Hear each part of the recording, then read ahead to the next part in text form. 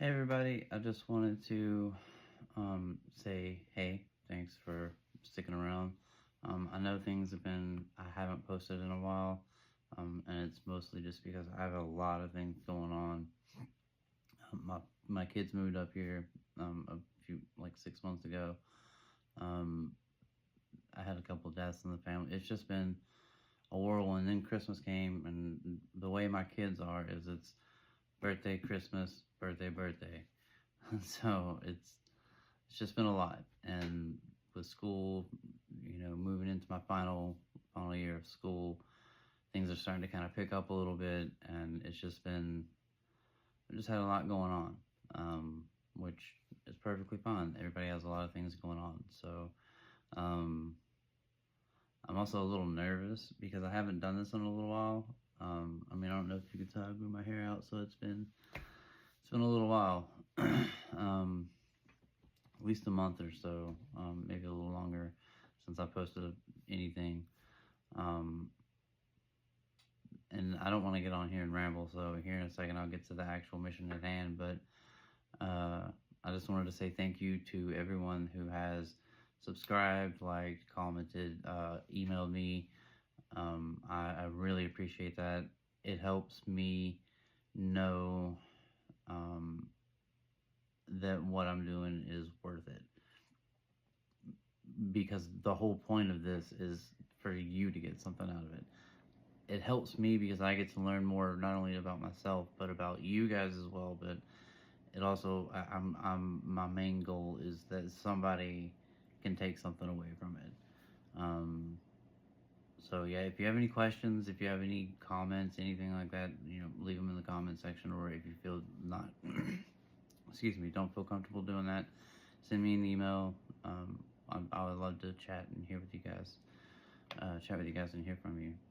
So anyway, that being said, let's just kind of jump straight into what today's episode is going to be about, which is gender differences in boys and girls with ADHD. And again, for those of you who might just now be joining us, a lot of times my episodes tend to be a little bit more informational. I do throw personal experiences in there, but a lot of it is just information that I've found and I found helpful, so I try to share it with other people. So let's just, I guess, kind of get into it. So boys and girls, boys versus girls, ADHD is more commonly diagnosed in boys, often because they tend to exhibit more over hyperactivity and impulse behavior problems. Girls, on the other hand, may be more prone to inattentive symptoms, which can sometimes be overlooked or misattributed to issues like anxiety or depression. I feel like that kind of goes both ways. I don't agree with that being, I do agree that boys are more apt to being diagnosed, but I don't agree with the symptoms, the way that they've listed them here. I think that the boys can definitely go through anxiety and depression, mostly because of the hyperactivity and the load that comes after, and the impulse behaviors, can, lead to anxiety. It's just all of that. And I think girls can feel the same way. I just don't think that they're recognized as much as boys are, which is kind of shitty because girls serve just as much as the boys do. Um, Comorbidities, common common co-occurrences, disorders. Children with that and adolescents with ADHD often experience comorbid conditions such as anxiety, depression, learning disabilities, and oppositional defiant disorder. These comorbidities can complicate the diagnosis of treatment of ADHD, making a comprehensive assessment by healthcare and professional essential. So for me, I have bipolar disorder. I also have ADHD, severe anxiety, and like a sort of form of Tourette's, or I have tics. Um, you may see them on camera every now and then, but for the most part, I've grown and learned how to hide most of them. So most of them, like, even though I want to do them, I can do them off camera, really, so that you don't see what I'm doing. Um, it's just really, really exhausting and hard to do and keep up all day long and every day. Um, and I'm not sure if it's a hereditary thing because like my daughter started doing it. Granted, her glasses are not the right prescription. We have to go this week and get her some new glasses, but so she's kind of done this like eyebrow thing, but it's also become a habit. I think it's become a tick, and that's something I want to watch and keep an eye on. And that's why I'm so grateful for knowing and learning about this disability and other disabilities, because now I have signs and I know what to look out for when it comes to my children. I have a better idea and a better understanding of what they're going through and where they might be coming from, so I'm able to meet them where they are, as opposed to just constantly like just badgering them about what they should feel. um, and it's been, I mean, for the most part, it's been proven that like if you have one, you're probably gonna have another one that goes along with it. Like ADHD isn't just a singularity thing where you only have ADHD. Sometimes it can be, but a lot of times there's something else that's going along with it. Or bipolar, you have something else that's going along with it. Usually there's a connection there somewhere. The importance of early recognition, kind of like what I was just talking about, the impact on life trajectory, early recognition and intervention are crucial in managing ADHD symptoms and reducing the risk of long-term consequences such as academic underachievement, social difficulties, and low self-esteem. Again, so I think that swings both ways. I don't think that's a boy or a girl thing. I think that's just kind of a all around in general, and that kind of goes back into what I was just kind of talking about. The role of caregivers and educators, parents, teachers, and pediatricians play a key role in identifying the early signs of ADHD, seeking appropriate evaluation and support.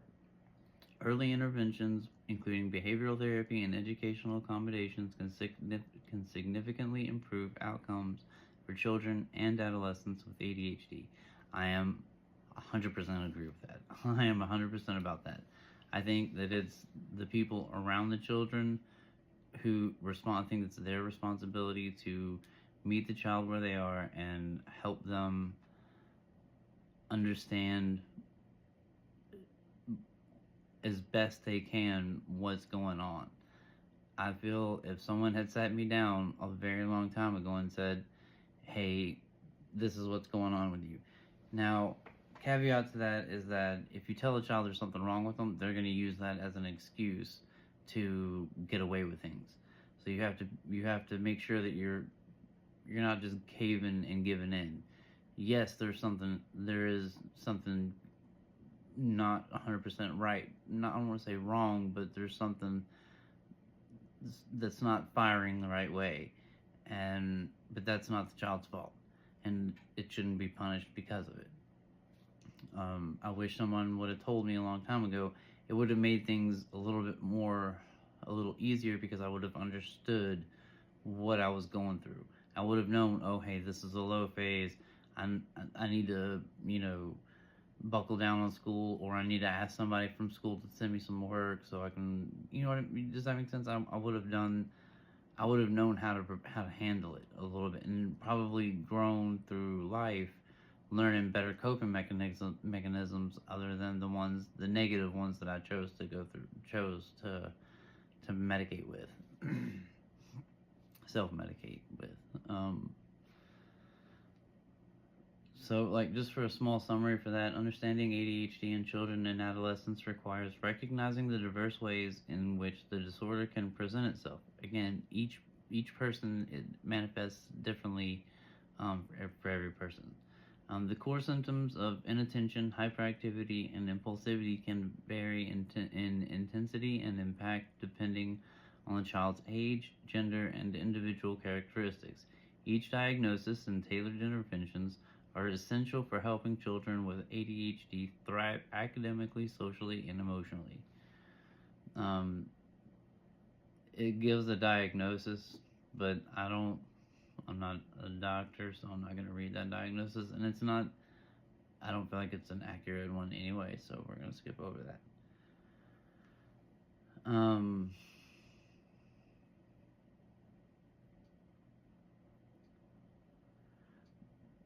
Some of the key challenges um,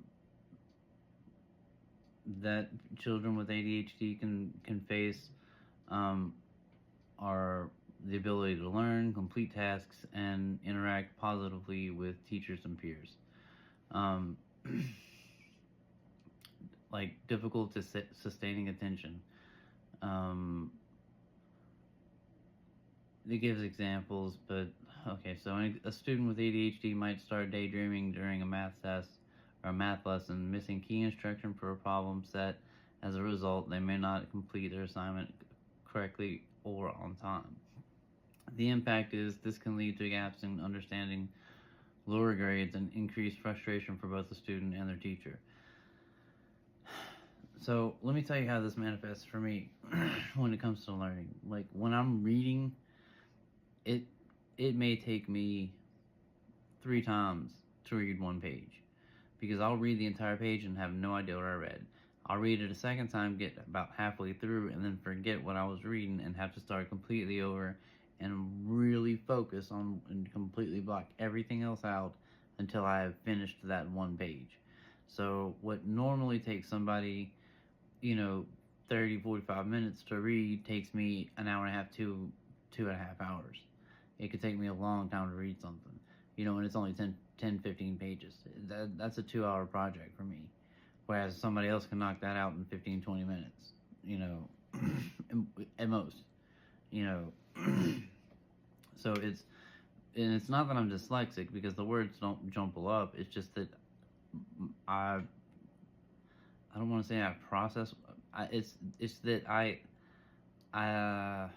don't necessarily. I guess maybe I do daydream, but it's not like a staring off in space kind of daydream. It's just like, I guess, like while I'm reading it, something pops in my head. And I have a question or something that'll pop in my head, and then I'll keep reading instead of stopping and answering that question. I keep reading with that question in my mind, and then before I realize that I read most of the page, and I'm like, oh shit! Now I missed the page, and I still haven't answered my question.